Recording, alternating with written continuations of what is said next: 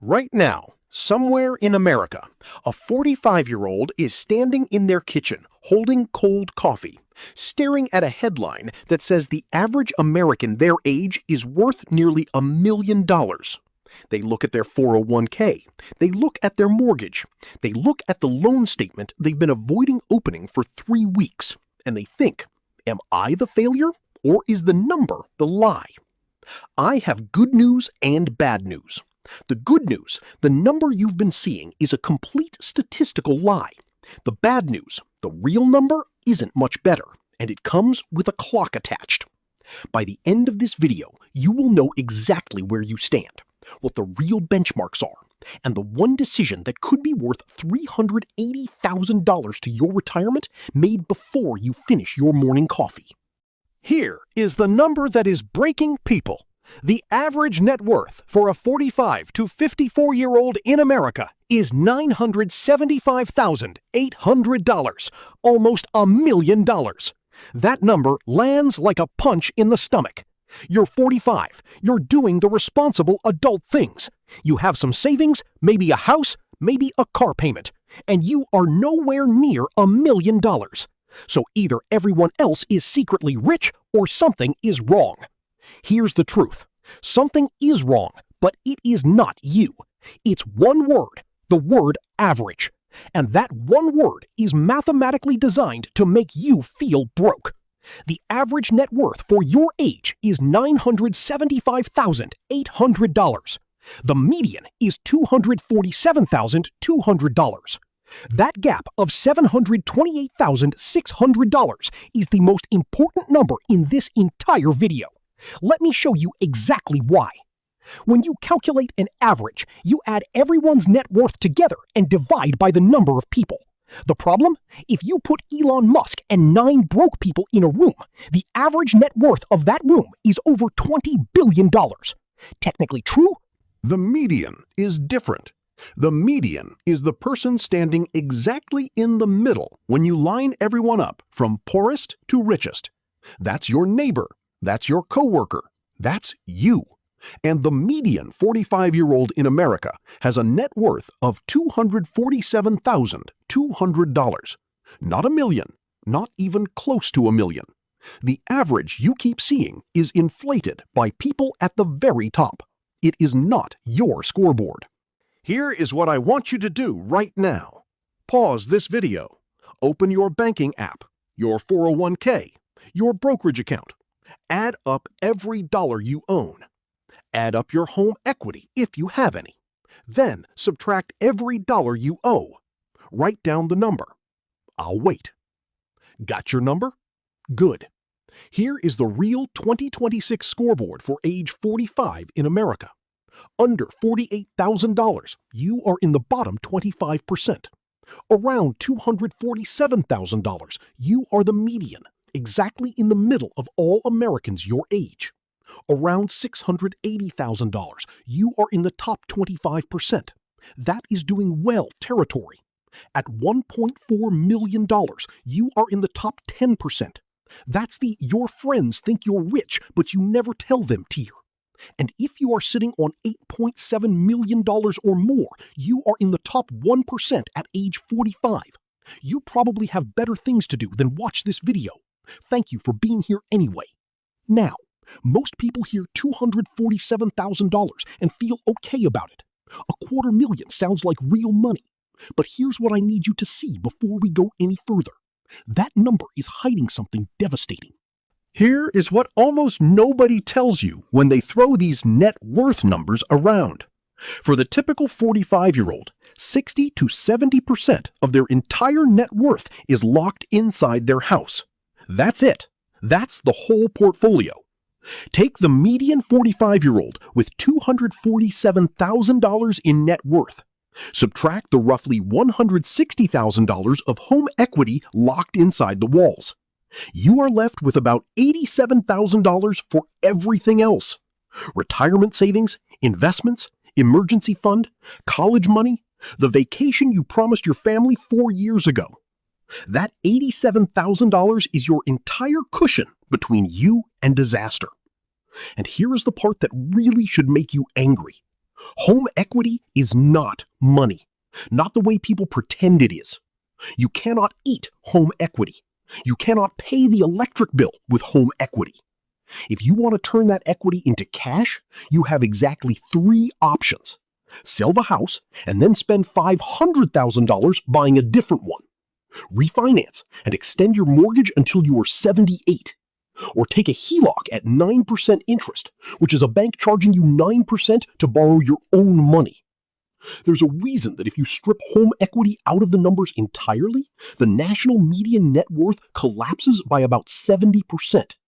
The $250,000 net worth looks good on paper. It does not feel good when you're choosing between gas and groceries.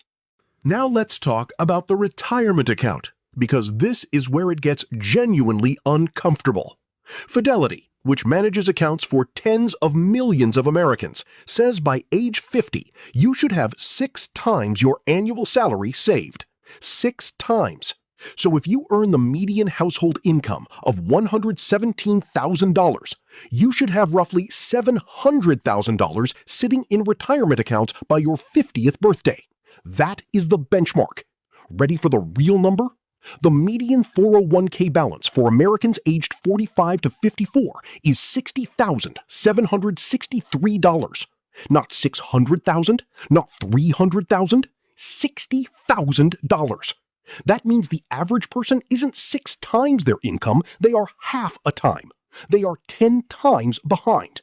And 38% of households in their mid-40s to mid-50s have essentially 0 retirement savings. Not a little, not a small amount, 0. 3 out of every 8 households at peak earning age have nothing saved for retirement. If you are one of them and your chest just tightened reading that, that is the correct reaction. Not because it is hopeless, but because it is urgent. And I'm going to tell you exactly what to do about it. Here is a fact that will not appear in any financial news headline. Between 2019 and 2023, the 40 to 54 age group was the only age bracket in America to actually lose wealth in real terms.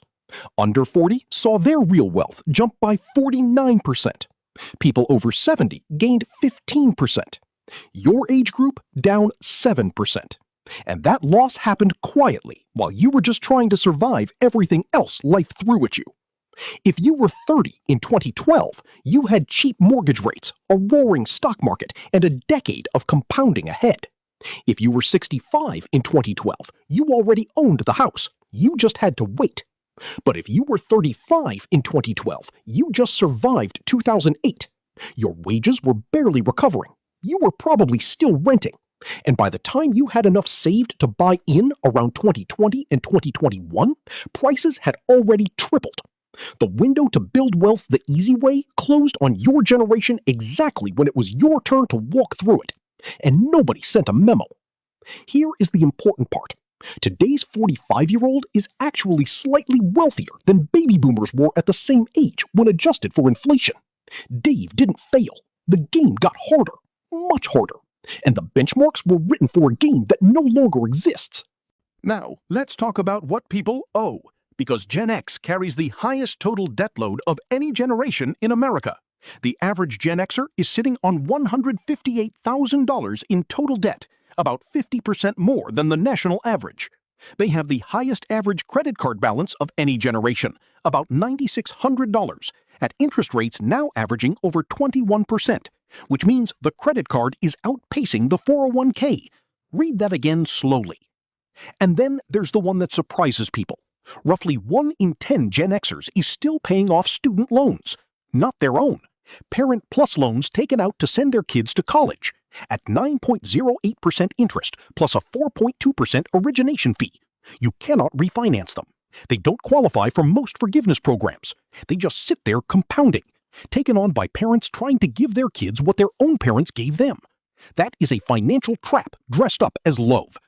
And 44% of adults aged 50 to 64 are carrying some form of medical or dental debt. You are too young for Medicare, old enough to start getting sick, and the bill for being a human body does not stop arriving.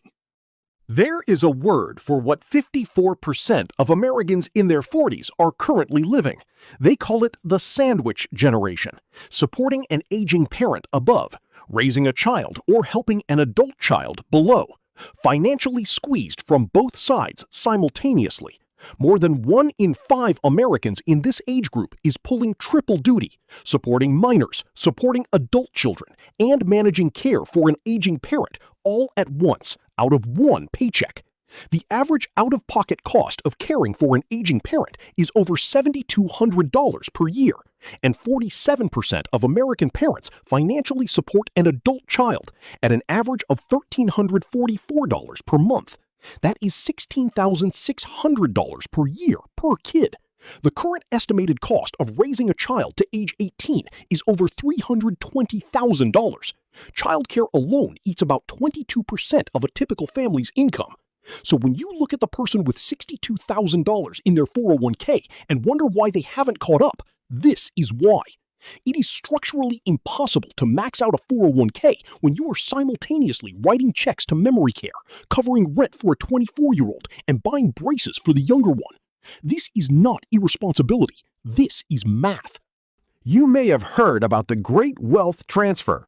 Boomers are going to pass down $84 trillion to their kids over the next few decades. And if you are behind, it is extremely tempting to quietly tell yourself, it's fine, I'll inherit something eventually. 38% of Gen X expect to inherit money, but only 22% of boomers plan to leave anything. Those numbers do not match. And 65% of Gen X doesn't even have a will, which means the legal system makes those decisions for them. Of that $84 trillion, about 68% comes from households with $1 million or more in assets. That is only 7% of all households. So the wealth transfer is real, but it is going to people who already have money. For the median American, the median inheritance from the bottom half of the wealth distribution is about $9,700. Not $97,000, not $970,000, $9,700. That is a used car with a check engine light. That is not generational wealth. And before any inheritance leaves the estate, the average end-of-life care costs about $137,000 per person. Retirement health care averages another $172,000. Every month in assisted living, your parents' estate shrinks by thousands. This is not a character flaw. This is just math. One more piece of the puzzle, and it is the one most people actively do not want to think about. The 2025 Social Security Trustees Report projects the Old Age Trust Fund will be depleted in 2035. Not abolished, just depleted. When it is depleted, incoming payroll taxes will only cover about 77% of scheduled benefits. Unless Congress acts, everyone drawing Social Security will see an automatic 23% cut to their monthly check. Now, guess what year the oldest Gen Xer, someone born in 1965, reaches full retirement age of 67? It is 2032. They hit the finish line just 3 years before the system hits the wall. That is not a coincidence. That is a collision. 77% of Gen X tells pollsters they fear Social Security will not be fully there when they retire. They are not being paranoid. They are reading the trustees' own report. The math is not hidden. It is just ignored. All right, let's total up where the average 45-year-old actually stands. $247,000 in net worth, most of it in the house. $62,000 in retirement. $158,000 in debt, a parent who may need care, a kid who might move back, and a Social Security check arriving smaller than promised. That is not a portfolio. That is a math problem. But here is the most important thing I will say in this entire video. It is a math problem with a solution. You still have one thing that is almost impossible to replace: a 20-year compounding window. And compounding does not care how late you think you are. It only cares whether you turn it on. Say you are 45. You earn roughly the median household income of $117,000. You want to retire at 65 with 80% income replacement, about $93,000 per year. After Social Security, even with the 23% cut, You need about $70,000 per year from your own savings. Using the 4% rule, that means you need about $1.7 million saved by age 65. Starting from the median $115,000 and getting to $1.7 million in 20 years at a 7% return requires saving about $2,700 to $3,200 a month. For most people, that is a massive number. But here is the number that actually matters for the real median American.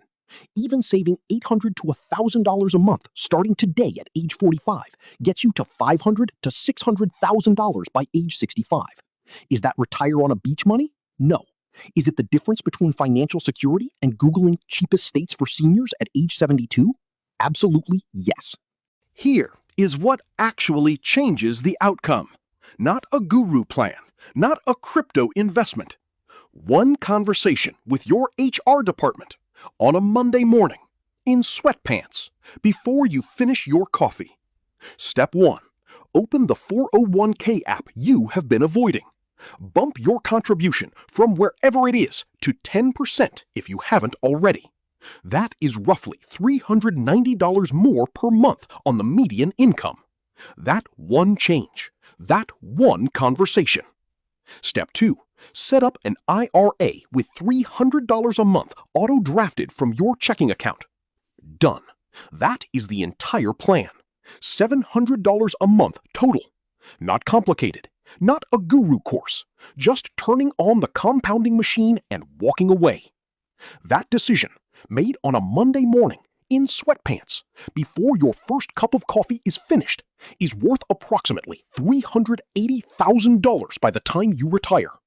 $380,000 for one HR conversation.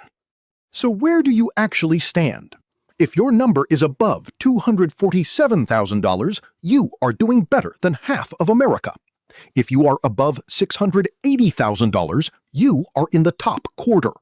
And if you are under $48,000, you are not alone. A quarter of your peers are right there with you. But the number you wrote down at the beginning of this video is not the number that matters. The number that matters is where you will be in 2046 when you're the one deciding whether it's too late. The average 45-year-old is not failing. They are running a race that nobody told them started 15 years ago, playing a game whose rules changed while they were just trying to survive. The race is still on. The compounding window is still open. You just have to decide to use it. And that decision can happen today. It can happen in the next 10 minutes. It can happen in sweatpants with cold coffee. And it will be worth more than you realize. If this video helped you see where you actually stand, subscribe. Share it with the person in your life who needs to hear this. And drop your number in the comments. Not to compare, just to commit. See you next week.